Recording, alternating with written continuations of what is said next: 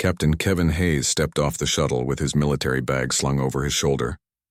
His Earth military uniform was crisp and clean, showing the medals and badges of his 6-month deployment against the Zarthian collective. The transport vessel loomed ahead, a massive interstellar ship that gleamed under the station lights. Kevin had been looking forward to this journey. Finally, after so many months of fighting and danger, he could go home and rest. The inside of the ship was crowded and busy. Kevin saw many different types of beings walking around.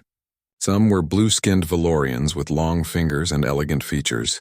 Others were the stocky Krell traders with their thick armor-like skin and clicking sounds. Then there were the crystalline silicates, tall beings made of glowing rock that reflected light in beautiful patterns. Kevin felt small among them. He walked through the corridors looking for his assigned seat in the main cabin. When Kevin reached the cabin area, he saw a comfortable-looking empty seat near a large window. It had a perfect view of space outside. Kevin was tired from the long journey to the station and wanted to sit down. He walked toward the seat with his bag, ready to finally relax. But before he could even get close, a tall Valorian stepped in front of him. The Valorian's name was Xyler. He wore a purple uniform that showed he worked for the ship. Xyler looked down at Kevin with cold eyes and a thin smile that did not seem friendly. He raised one long-fingered hand and pointed away from the seat. "This section is not for you," Xyler said in a smooth but icy voice. "This area is reserved for established sentient species. Humans are not permitted here." Kevin felt his face go hot. He was confused. He had a ticket for this flight. He had paid for a seat just like everyone else. But Xyler's expression made it clear that none of this mattered. "I have a ticket for this flight," Kevin said quietly. He did not want to make trouble. "I paid for my seat just like everyone else." Xyler's smile grew wider, but it was not a kind smile. "You do not understand how things work," he said. "Humans are workers and soldiers. You serve other species. You do not sit in the comfort sections. Now move to the cargo area in the back. That is where your kind belongs." Kevin looked around the cabin. All the other passengers were staring at him. A Krell trader nodded in agreement with Xyler. 2 silicates made sounds that seemed like approval. No one stood up for Kevin. No one said anything kind or helpful. Everyone just watched as if this was normal and right. Kevin's hands became fists, but he did not hit anyone. He took a deep breath and turned away from the seat. Slowly, he walked toward the back of the ship where Xyler had pointed. Other passengers moved out of his way as he walked past them, as if they did not want to touch him or get too close. The cargo section was nothing like the main cabin. It was dark and cold and cramped. Boxes were stacked high everywhere. The air smelled like metal and old things. There was one small bench where Kevin could sit, and that was all. Around him, other humans sat or stood in the shadows. There were workers, laborers, and other soldiers like him. They all looked sad and tired, as if they had accepted this treatment as the way things were supposed to be. Kevin sat down on the bench slowly. A man next to him, who wore the work clothes of a laborer, looked at him and nodded. The man's name was Marcus, and he had been working on the outer stations for many years. Marcus did not say much, but his eyes told Kevin that this kind of treatment happened every single day. "First time?" Marcus asked quietly. Kevin nodded. "I just finished a deployment," he said. "I thought I could sit anywhere on the ship if I had a ticket." Marcus let out a sad laugh. "That is what I thought too many years ago," he said. "But we are human. That means we sit here. The aliens think we are below them. They think we are not worthy of comfort. They think we should serve them and be happy about it." Kevin wanted to argue. He wanted to say this was not fair or right. But as he looked around the cargo area and saw the acceptance in the faces of the other humans, he felt something break inside him. These people had given up. They had accepted that this was how life worked. Humans were treated as less than other species, and no one seemed to care or want to change it. The journey was long and boring in the cargo section. Kevin sat in the darkness, listening to the hum of the ship's engines and the quiet conversations of other humans around him. Some people talked about their jobs. Some talked about Earth, which they had never even seen but had heard stories about. Others just sat in silence, staring at nothing. Hours passed. Kevin's legs became stiff. His back hurt from sitting on the hard bench. The air became thick and warm because so many people were packed into the small space. Above them, in the main cabin, Kevin could hear laughter and music and the sounds of passengers enjoying themselves in comfort. Kevin felt anger building inside him. He was a soldier. He had risked his life protecting the interests of the galactic community. He had fought against dangerous enemies. He had lost friends in battle, and yet he was treated worse than the animals that some species kept as pets. When the ship finally arrived at the station, everyone got up and moved toward the exit. Kevin grabbed his bag and followed the crowd. As he walked past the main cabin one more time, he saw Xyler standing there, watching the humans leave with that same cold smile on his face. Kevin did not know it yet, but his life was about to change in ways he could never have imagined. That moment of rejection, that moment of deep unfairness would become the beginning of something much bigger.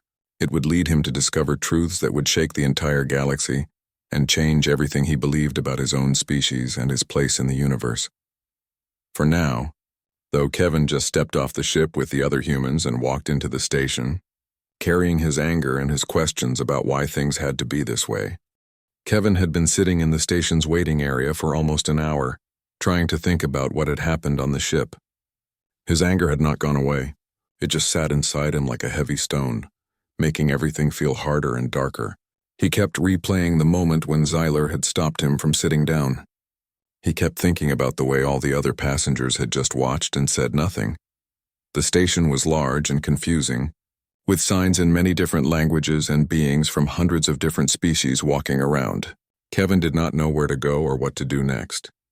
His next ship to Earth was not leaving for 2 days.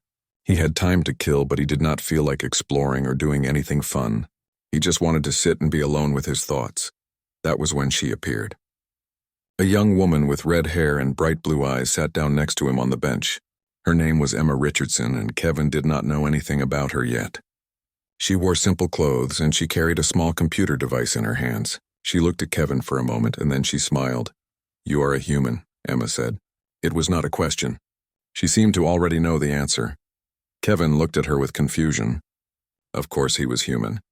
What kind of question was that? "Yes," he said slowly. "Is that a problem?" Emma's smile grew bigger. "No, it is not a problem at all," she said. "My name is Emma Richardson. I am a historian and researcher. I study the past and the cultures of different species. I have been wanting to talk to a human for a long time now." Kevin did not understand why a historian would want to talk to him. He was just a soldier. He did not know anything special about history or culture. But Emma seemed very interested in him, so he decided to listen. "I saw what happened on the ship," Emma said quietly. "I saw how that Valorian treated you. I saw how he told you that you were not good enough to sit in the comfortable section. I want you to know that I think that was wrong." Kevin felt something shift inside him. Someone had seen what happened, and someone cared that it was unfair. It made him feel a little less alone. "Everyone acts like it is normal," Kevin said. "Everyone just accepts it. No one says anything about it. It is as if humans being treated badly is just how the universe works." Emma nodded slowly. "I know," she said. "That is exactly what I have been studying. I have been researching why humans are treated so badly by other species, and I have found some very interesting things in the old records." Kevin looked at her with more interest now. "What kind of things?" he asked. Emma leaned closer to him as if what she was about to say was a big secret. "I have been studying ancient documents," she said. "Very old documents that go back hundreds and hundreds of years, and I have found something that does not make sense with what everyone believes about humans." "What do you mean?" Kevin asked. "Most beings in the galaxy believe that humans are new to space," Emma explained. "They think humans are young and inexperienced and not as advanced as other species. That is why they treat us badly. They think we are less intelligent, less capable, less worthy. But the old records tell a different story." Kevin sat forward. He wanted to hear more. Emma continued. "The documents I have found suggest that humans were actually exploring space long before most other species. There are old star maps with human writing on them. There are blueprints for the early space stations, and they have human names and human language on them. There are records of human scientists making discoveries that other species later claimed to have made themselves. It is as if human history has been erased or hidden." "That does not make sense," Kevin said. "Why would anyone hide human history?"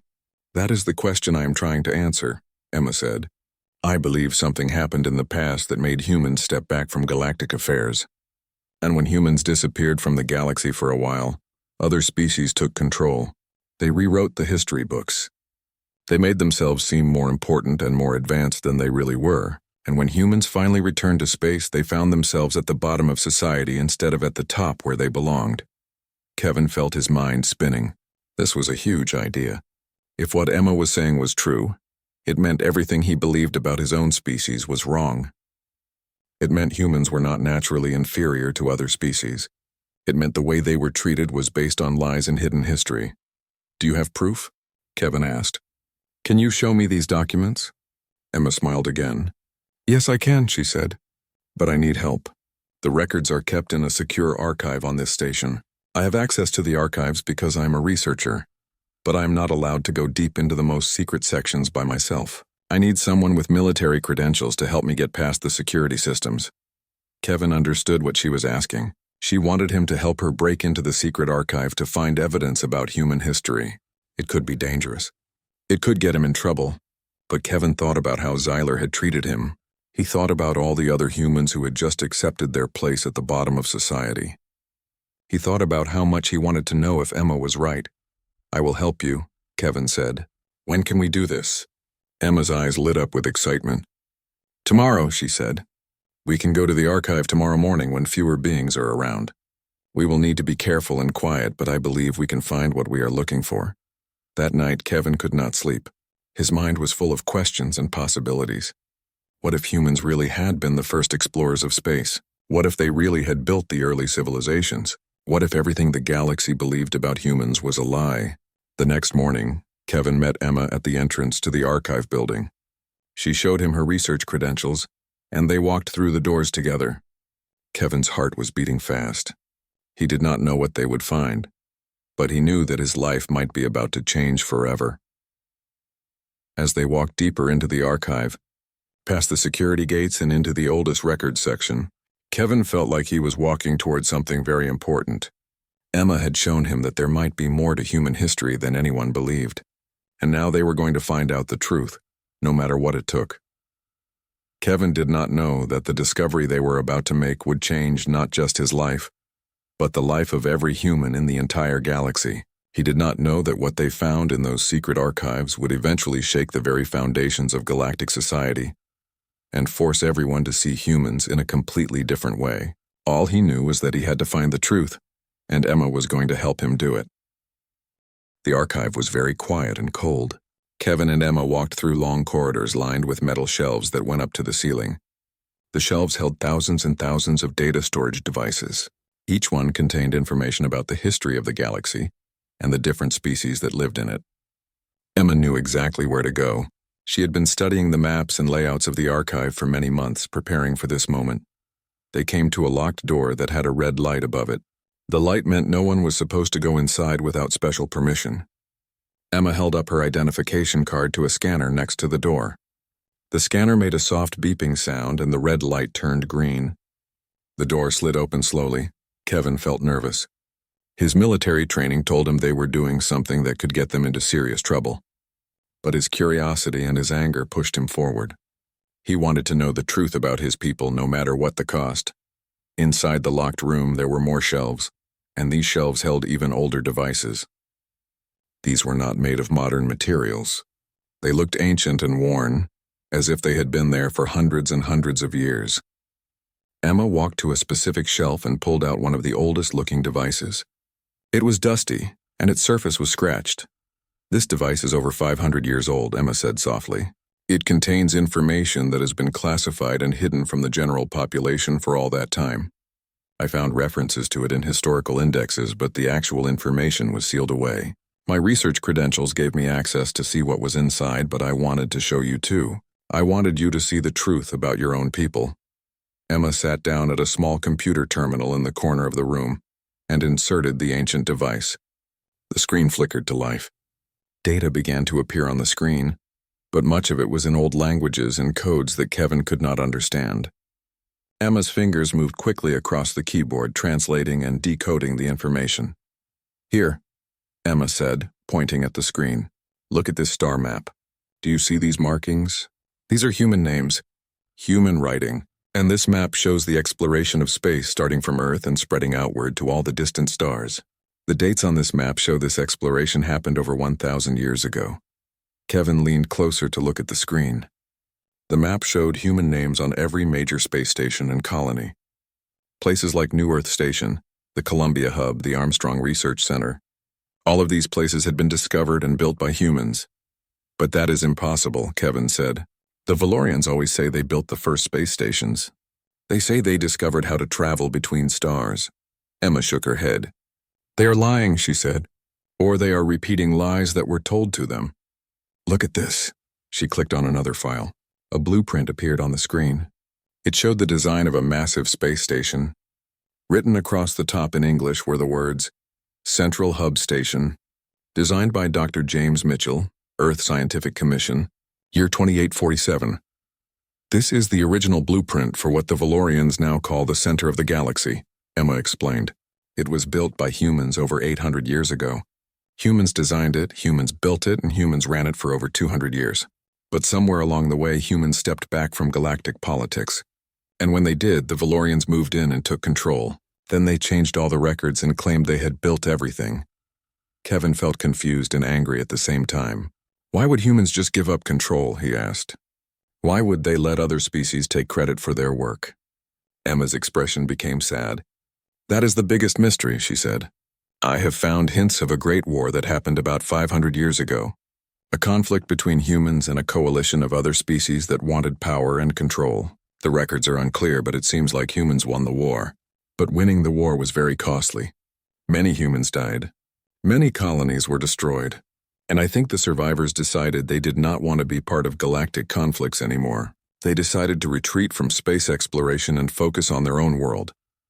Emma scrolled through more files, showing Kevin evidence after evidence of human achievement. There were records of human scientists making breakthrough discoveries in physics, mathematics, and space travel. There were documents showing that humans had created the technology that allowed faster-than-light travel, something that all galactic species now used but had claimed to invent themselves. This is incredible, Kevin whispered. This changes everything. This means humans are not inferior to other species. We are their equals. We might even be superior to them. Exactly, Emma said. And I believe that the powerful species in the galaxy knew this. They knew that if other beings found out that humans were actually the founders of galactic civilization, they would lose their power and authority. So they rewrote history. They hid the truth. They slowly pushed humans down to the bottom of society, until everyone believed that humans were naturally less intelligent and less worthy than other species. Emma pulled up another file. This one contained a document that looked like an official agreement between different alien species. The document was signed by representatives from the Valorian Empire, the Krell Federation, and the Silicate Collective. This is a secret treaty, Emma said, reading the text. It was signed 350 years ago. In this treaty, the major galactic powers agreed to keep human history hidden and to prevent humans from ever rising to power again. They agreed to treat humans as a lower class of being. They agreed to control where humans could live, what jobs humans could do, and how humans should be treated. This treaty created the system of discrimination that we see today. Kevin felt rage burning inside him. This was not just unfairness or disrespect. This was a deliberate conspiracy. Powerful species had worked together to push his people down and keep them down for hundreds of years. We have to tell people about this, Kevin said. Everyone needs to know the truth. Humans everywhere need to know what really happened. Yes, Emma agreed, but we have to be careful. The forces that benefit from this lie are very powerful. If we reveal this information, there will be resistance. There might be danger, but I believe the truth is more important than anything else. Truth is the only foundation for real justice. Emma made copies of all the files onto her personal computer device. The copies were encrypted and hidden so that no one could find them unless they knew exactly where to look. Then she carefully returned the ancient storage device to its place on the shelf. We should go, Emma said. We have what we came for. Now we need to figure out how to share this truth with the rest of the galaxy without getting ourselves killed in the process. As they walked back through the archive toward the exit, Kevin's mind was spinning with possibilities and dangers. He had come on this ship as a humiliated soldier with no hope for change. But now he had knowledge that could transform everything. Now he understood that humans were not weak or inferior. Humans had built the very civilization that now looked down on them. When they stepped out of the archive into the bright station lights, Kevin felt like a different person. The stone of anger that had been sitting in his chest had changed.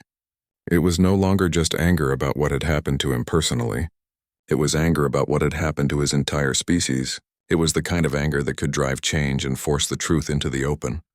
"What do we do now?" Kevin asked Emma. Emma looked at him with determination in her eyes. "Now we prepare to tell the world," she said. "We prepare to change everything." Kevin and Emma spent 3 days planning their next move. They had to be very careful because they knew that powerful people would not want this information to become public. If the galactic authorities discovered what they were trying to do, they could be arrested or worse. Emma had a contact at the Galactic News Network, a journalist named Marcus Grant who was known for telling important stories that other people were afraid to tell.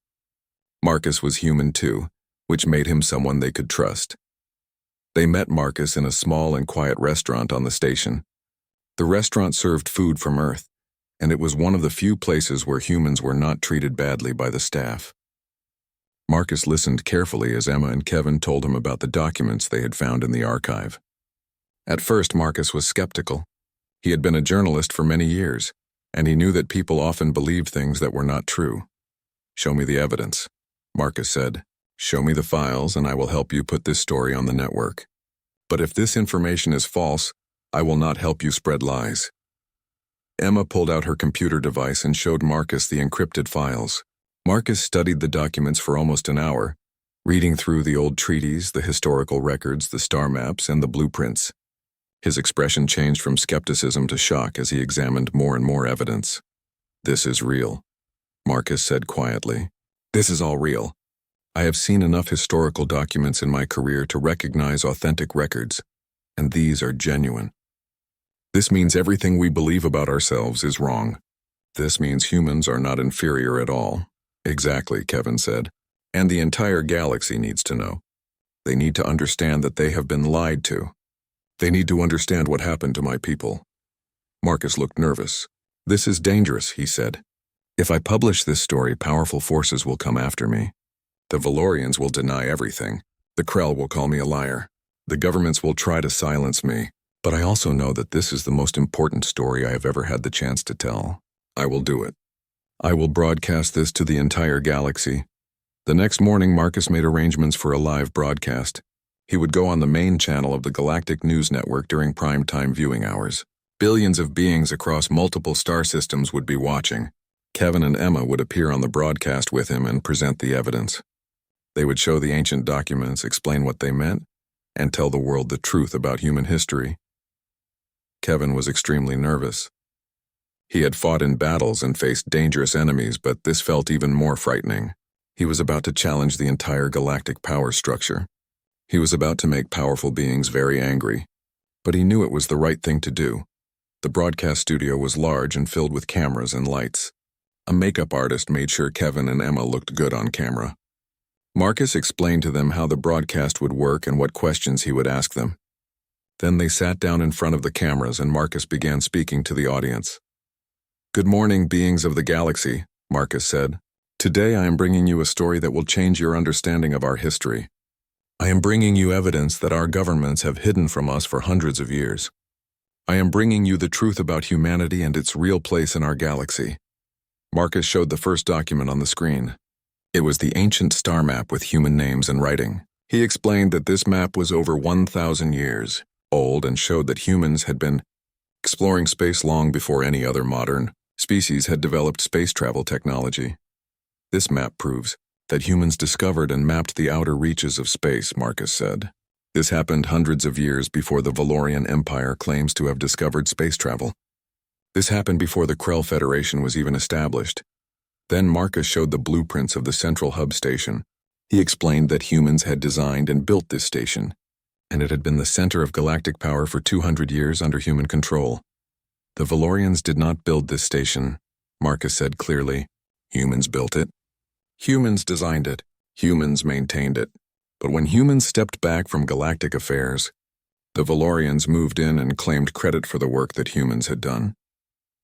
Emma spoke next, explaining the secret treaty that had been signed by the major galactic powers. She showed how these species had deliberately hidden human history and created a system to keep humans at the bottom of society. "This was not an accident," Emma said. This was a deliberate plan. These powerful species knew that humans had created much of the technology and infrastructure that made modern galactic civilization possible. They knew that if this truth came out, humans would have equal power and authority, so they decided to suppress the truth and keep humans down. Kevin spoke last. He told the story of what had happened to him on the transport ship. He explained how he had been refused a seat because he was human, and how that injustice had led him to discover the truth about his people. "I am a soldier," Kevin said. "I have fought to protect the interests of the galaxy. I have seen friends die in battle, and yet I am treated as if I am less than other beings. But I now know the truth. Humans are not inferior. We are the ancestors of galactic civilization. We built the foundation that everything else is built on, and we deserve to be recognized for what we have done and respected for who we are." When the broadcast ended, the response was immediate and overwhelming. The news spread across the galaxy faster than anyone could have imagined. Social media platforms on thousands of worlds were flooded with messages and discussions about the revelations. Some beings accepted the truth immediately. Others refused to believe it and called the broadcast a lie. The Valorian Empire issued an official statement saying that the documents were fake and that Kevin, Emma, and Marcus were spreading false propaganda. The Krell Federation made similar claims. The Silicate Collective remained silent, which made many beings suspicious that they actually knew the truth all along. But more and more evidence began to appear. Other researchers who had access to historical archives came forward with their own discoveries that supported everything Kevin and Emma had revealed. Academic institutions began reviewing the hidden records and confirming that the evidence was real. It became impossible for the galactic powers to deny the truth anymore. Protests started on worlds across the galaxy. Beings from many different species began demanding that their governments admit to the truth and apologize for hiding it for so long. On Earth itself, the revelation caused a massive celebration. Humans who had grown up believing they were inferior to other species suddenly realized their true heritage. The United Earth government sent an official message to the Galactic Council. In the message, they stated that they now knew the truth about humanity's contributions to galactic civilization, and that they were ready to take their rightful place as equal members of the galactic community. They demanded that all discrimination against humans be ended immediately, and that reparations be made for the centuries of unjust treatment. The Valorian Empire tried to maintain its authority, but it was becoming clear that the old power structure was falling apart. Beings across the galaxy were questioning everything they had been taught about their history. They were beginning to see that the powerful species had been lying to them for centuries. Within 2 weeks of the broadcast, Kevin received an official message from the Galactic Council. He was being asked to come to the council chambers to meet with representatives from every major species. They wanted to discuss what would happen next. They wanted to discuss how the truth about human history would change everything in the galaxy. Kevin looked at Emma. They both knew that their lives had changed forever. They had started something that could not be stopped. They had revealed the truth, and now the entire galaxy had to deal with the consequences. The old order was ending, and a new order was beginning to take its place. "Are you ready?" Emma asked him. Kevin nodded. He was ready. He was ready for whatever came next. The Galactic Council chambers were massive and impressive. The room was shaped like a circle, with seats arranged in a pattern that showed the importance of each species and government. Representatives from all the major powers sat in their designated places. The Valorians occupied the highest seats as they had done for hundreds of years. But today everything felt different. Today the old order was being challenged. Kevin stood in the center of the chamber with Emma beside him. Kevin was still wearing his military uniform. He wanted everyone to remember that he was a soldier, that he had served the galaxy, and that he deserved respect. The council members looked down at him from their seats. Some looked angry. Some looked afraid. Some looked like they did not know what to think anymore. The head of the Galactic Council was an ancient Valorian named Qualler. Qualler had served on the council for over 100 years. He had been one of the key figures in maintaining the system that kept humans in a lower position. Now Qualler had to face the fact that everything he had done was based on lies. "Kevin Hayes," Qualler said, his voice soft but cold, "you have caused great disruption in our galaxy. Your broadcast has created chaos and confusion. Many beings are questioning the foundations of our civilization. What do you have to say for yourself?" Kevin took a deep breath. He had prepared for this moment. He knew what he wanted to say. "I have only told the truth," Kevin said clearly. "The truth has been hidden for too long. I am a human soldier who was treated with disrespect and discrimination simply because of my species. I investigated the reasons for this treatment, and I found that it was based on lies and deliberate suppression of human achievements. The truth had to come out. The galaxy deserved to know the real history of how our civilization was built." A Krell representative stood up. The Krell were a powerful species known for being warriors and traders. The representative's name was Vorthok, and his voice was very loud. "The human speaks with confidence," Vorthok said, "but confidence does not make something true. These documents could be forgeries. These records could be false. How do we know that what this human is telling us is real?" Emma stepped forward. "Because independent researchers across the galaxy have already verified the documents," she said. "Scholars from neutral institutions have examined the evidence. They have all confirmed that the records are authentic, and that the evidence is genuine. The only people who question the truth are the ones who benefit from the lies." For several minutes, representatives from different species stood up and made arguments. Some defended the old system and said that humans were not capable of leading a galactic civilization. Others said that even if the evidence was real, humans had chosen to step back from power and should not complain about the consequences of that choice. Some speakers were more reasonable and admitted that if the evidence was real, then serious changes needed to be made. Finally, a younger Valorian named Senator Lyra stood up. Lyra had been studying the evidence carefully, and she had done her own research into the historical records. Her opinion was respected by many in the council. "I have reviewed all the evidence," Senator Lyra said. "I have studied the ancient documents. I have spoken with historical experts from many species, and I must tell this council that Kevin Hayes and Emma Richardson are correct. The evidence is real. Humans did build much of the foundation of our galactic civilization. Humans did make great contributions to our science and technology, and humans were deliberately pushed down and denied credit for their work. This is a terrible truth, but it is the truth. We must accept it and make things right." Senator Lyra's words seemed to change the mood in the chamber. If a respected Valorian was willing to admit the truth, then other species felt more comfortable doing the same. One by one, representatives from different planets and governments began to acknowledge that the evidence was real and that the old system was unjust. Over the next several hours, the council discussed what should happen next. They agreed that a new treaty would be created to replace the old secret treaty that had kept humans in a lower position. This new treaty would recognize humans as a founding species with all the rights and protections of any other galactic power. The council also agreed to establish a commission to review all historical records and correct the falsified information that had been in the official records for so long. Kevin was asked to take a leadership role in the Interstellar Defense Force. The military leaders of the galaxy believed that his courage in revealing the truth, combined with his experience as a soldier, made him the perfect person to head a new division dedicated to ensuring fair treatment of all species throughout the galaxy. This division would work to prevent discrimination and protect the rights of beings from all species. Emma was offered a position as the Director of Galactic Historical Truth. She would oversee the work of correcting the historical records and making sure that accurate information about all species and their achievements was preserved and shared with future generations. 6 months after the Galactic Council meeting, an enormous celebration took place on a massive orbital station. The station was a neutral meeting place, not controlled by any single species or government.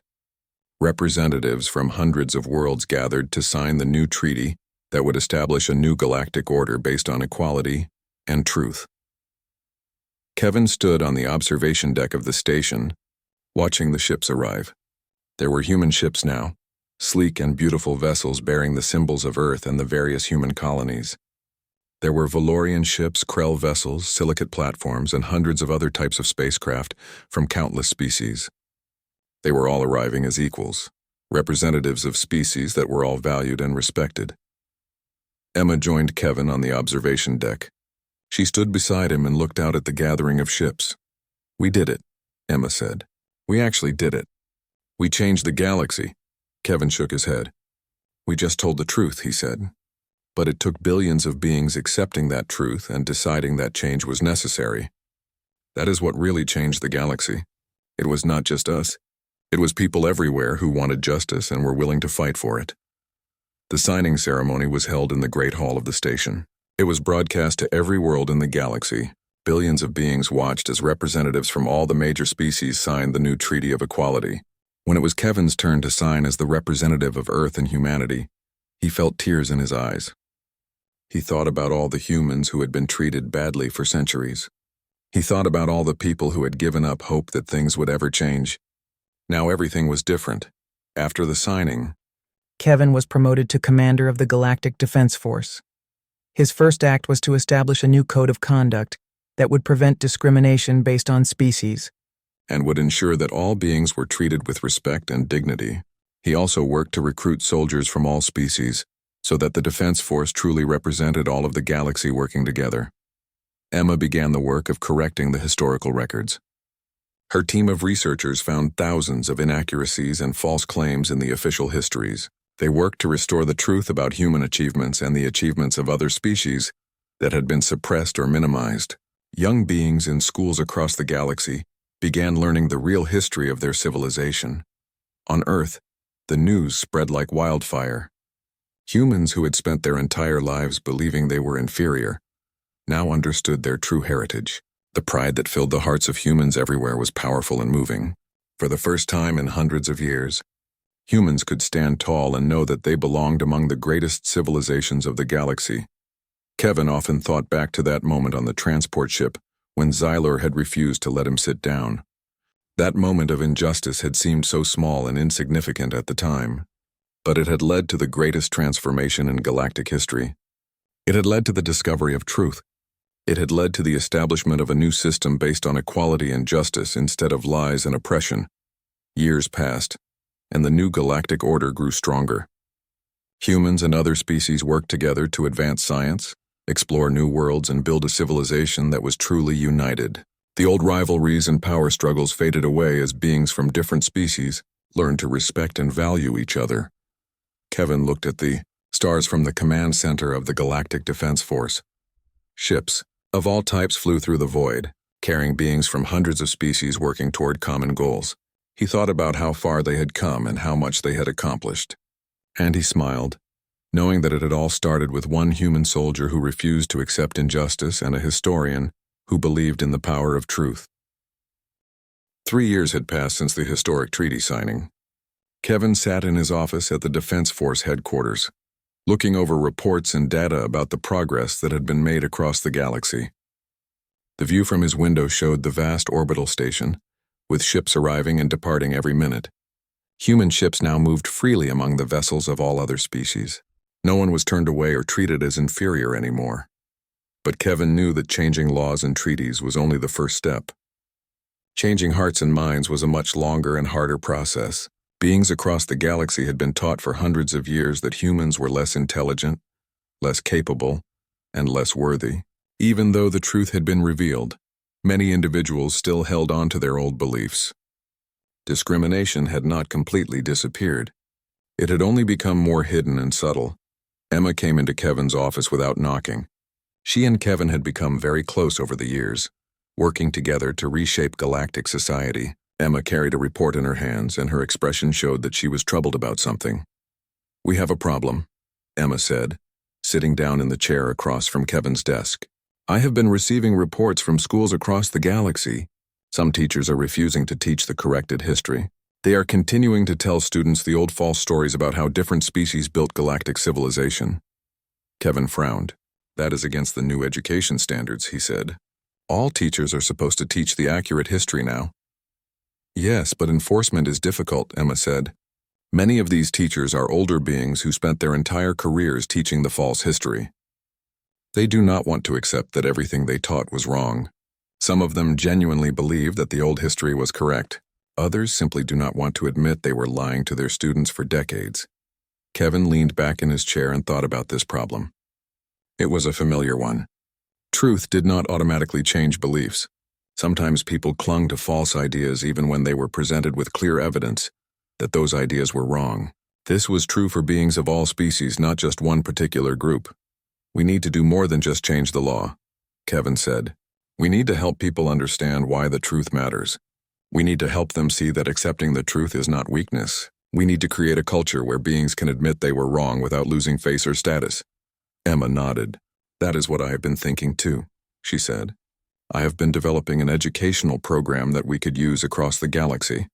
It would not just teach people the correct history, but it would also help them understand how the false history came to be and why it was so widely accepted. It would help people see that believing a lie does not make them bad or stupid. It just makes them human or Valorian or Krell or whatever they are. Over the next several months, Kevin and Emma worked with educators and communicators from many different species to develop this new program. They called it the Truth and Reconciliation Initiative. The program was designed to help beings across the galaxy process the shocking revelation that they had been lied to about their own history. The program started with public forums in major cities on key worlds. Kevin and Emma would speak about the history and what they had discovered. But more importantly, they would listen to people. They would listen to their anger, their confusion, their shame, and their pain. Many beings came to these forums angry. They felt betrayed by their governments and their leaders. Some were angry at themselves for having believed the lies for so long. One day, a Valorian woman named Sala came to speak during one of the forums. Sala was an elder, and she had taught history in schools for over 80 years. She stood up and spoke to the crowd with a shaking voice. I taught lies to millions of students, Sala said. I was taught those same lies when I was young, and I believed them. I taught them because I thought they were true. But now I know the truth, and I feel shame for all the years I spent teaching falsehood. I want to apologize to every human who was told by me or by teachers like me that your species was inferior. That was wrong. You were never inferior. We just did not know the truth. Sala began to cry. Many beings in the audience cried with her. Kevin and Emma realized that this was an important moment. This was the beginning of real healing. People needed to acknowledge what had been wrong and express their sadness about it. Kevin walked forward and put his hand on Sala's shoulder. Your courage in admitting the truth is what will help us move forward, Kevin said kindly. You taught what you believed to be true. The fault belongs to those who deliberately hid the truth, not to you. But your willingness to accept the truth now is what matters. Your willingness to grow and change and become part of the solution. Similar stories began happening across the galaxy. Valorians, Krell, silicates, and beings from hundreds of other species began to acknowledge the discrimination they had participated in. Some had been deliberate oppressors, but many had simply been unaware of the truth. They had accepted the false history without questioning it. Human beings also had to do their own healing. Many humans had internalized the belief that they were inferior. Even though the truth had been revealed, some humans still had doubts about their own worth and capabilities. Kevin worked with human communities to help them rebuild their confidence and their pride in their heritage. One of the most powerful moments came when an old human named Robert came to speak with Kevin privately. Robert had been a laborer his entire life, doing hard physical work for little pay. He had accepted his lower status as normal. Commander Hayes, Robert said quietly, I have been thinking about what it means that humans built the great space stations and made all the scientific discoveries. It means my ancestors did great things. It means I come from a line of great people. But it also means that all those years I spent accepting disrespect and discrimination, I did not have to. My ancestors would not have accepted it. They would have fought back. Kevin listened carefully to Robert's words. You are right, Kevin said.